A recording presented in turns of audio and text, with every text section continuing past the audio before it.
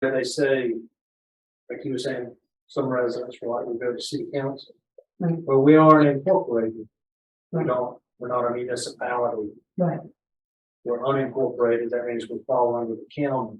Right. And so, I know where they're coming from because typically municipalities provide a high level of service. That's what so we're kind of in a unique situation here where we have an area that's suburban. No man's land. But it's not incorporated. So we have to. One of the issues too that would be helpful for people to know is that because the general residential training was Understanding of that. Yes.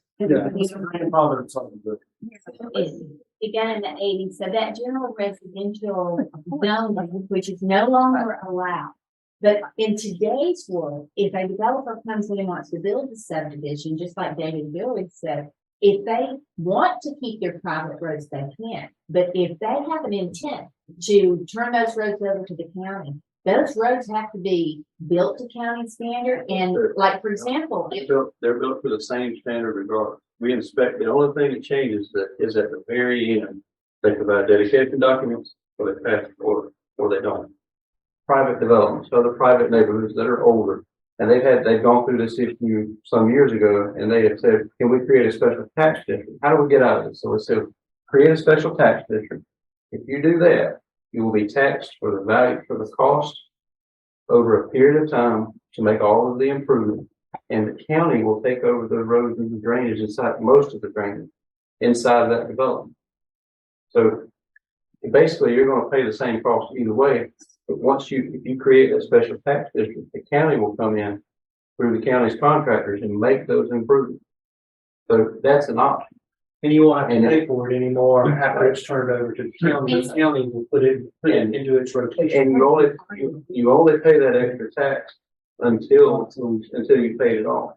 You could elect to continue that if you want to add things over and above what the county does, like street lights or whatever y'all want to do is legal for a special tax. One little detail, you have a lot of condos here within common roads. That's gonna be an issue, I think, for the county where we wouldn't take those over. Just be aware of that. So Yeah, there's a lot. it's different. One that Dave was talking about was it's not too far from here, 707 Hidden Woods. It was, that was good. Yeah. That worked. That worked, but they're single family homes with fee simple rights of way that they're entitled to. And you may, One HOA. I'm just telling you, being smart. Just saying that's why it worked. and those in commons parts may be able to be excluded from the special. Exactly, but just be aware of that. We're trying to They sell have more people. than just condos here. Though. I know that. I know both. One thing this community does have in its favor, and I mentioned it to David, was that you do have a lot of houses. There are a lot of people that live in here. So when you do a special tax district, see, we can spread it out over a lot of people, and that will incrementally lower the amount of tax you pay. So from that standpoint, you're kind of ideal financially because lower taxes over our safety. Is that what you're saying? If let's take a couple of scenarios. If the developer plats lot number 138 and they come in and they have to make those improvements, that burden would be taken off of that special tax district. That burden would be incorporated into the special tax district. So that cost should come down. If there is I forgot the scenario that you were saying. There is a possibility, and I say it's possible. We've got no secrets. I'm sure to understand that. I kind of whispered this to David a second ago when we were talking while we were all talking here in the group. If Sunnyhana is improved by the developer, it will be brought up to county standards at that point. If y'all can get clear title, if clear title exists and it can be offered for dedication to the county, the county has the option of taking it at that point. yeah, then I would work with council to try and get. And we do it from time. I mean, it's not like something we don't ever do. It's done every month. Right, but at that point, then these roads could be incorporated into the county system, and then you wouldn't have to worry about it Just- anymore. Just Sunny Hill. When that road's improved and brought up to county standards and we passed it, you can offer it for dedication. Somebody's got to put up a 3-year warranty on it. That's a fairly small expense, relatively small expense. But with that 3-year warranty and clear title, if y'all can get whoever owns or has control of those parcels that road is on, can give that and will give it. Well, I've not seen them turn down a road that I can recall. It took him 1.79 miles yesterday. To do it every month. Takes some more. And so what would happen is it would just go into the county's rotation, Right. and then what is it, about every 7 to 10 years? About every 20 years or so, but we maintain it. Stop Right. it. It's not down, we fix it. My experience, that's the best thing that could happen right now. Is just to get them in line so that when that does get improved, we take it into the system. The 3-year warranty is $15. Yeah, $15 per, yeah. Per linear foot. You put up, you figure how long it is multiplied by $15. You put that in. Okay, so it's And actually, $5,000. it'd be a little more than that in the 3-lane road. The actual Okay, size, so it'd it'd be be 22. Yeah. So put up about $60,000 that if nothing happens at the end of it, we get that money back. That's just there as a bond, so to speak. So we would be guaranteeing the work that was done by whoever. Somebody would be guaranteed. Yeah. If I was you, and if the developer said, I'm not doing it, because I'm not required, and I don't know if that's true or not, but if they're not required, they walk away, I would highly encourage y'all to come up to put the $60,000 together. Because whatever's left at the end of it, we very rarely have to call it warranty on. I mean, it's rare. Yeah. I mean, I can count less than 2 hands in 17 years that I've been there. Hmm. So put that money up, get it in the system, you get the money back. And Yeah. Correct me if I'm wrong, but another benefit of a special tax district is, first of all, if you're going to try to do it through the community and establish reserves, that's going to take a long time. Through a special tax district, you could conceivably have the money up front to get the work done, and the interest rates on those bonds is really low.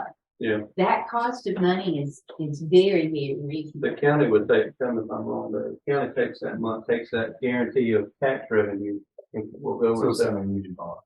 Goes and sell the bond and get the $2, $3, or $6 or $8 million up front, and everything's done within about a year or so. Everything's completed after it's all approved, and it'll take a while to build all it, to make all the repairs. Right.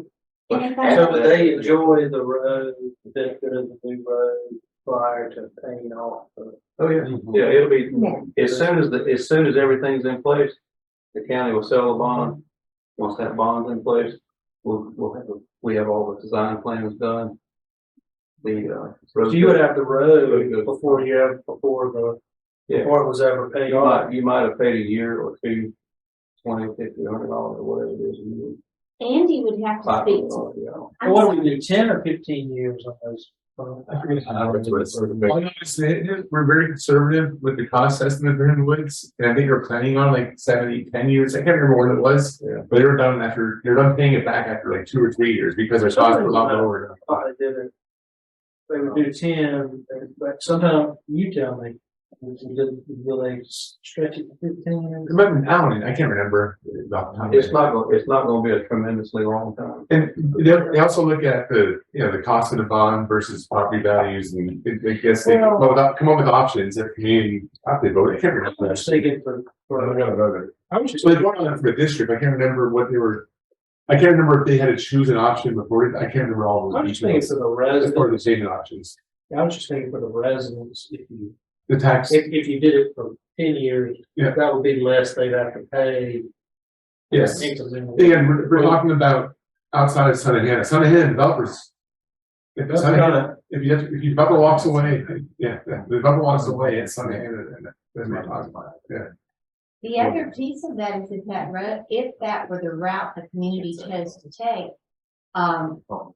you're eliminating that continued wear on Suniana because it's just going to continue to deteriorate, thereby inflating the cost even more at such time when it is. But I would give it 6 months before you even export it, because I think you're gonna see Williamson sell the rest of it to somebody who's gonna do the running.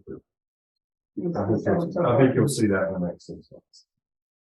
The other, just quick question I had, so, and I believe you said this earlier, but I just want to make sure I get this stuck in my mind. So these conditions under which the design modification was granted would apply to anyone who builds that 138, correct? Well, they can plant the lot for 130. Okay.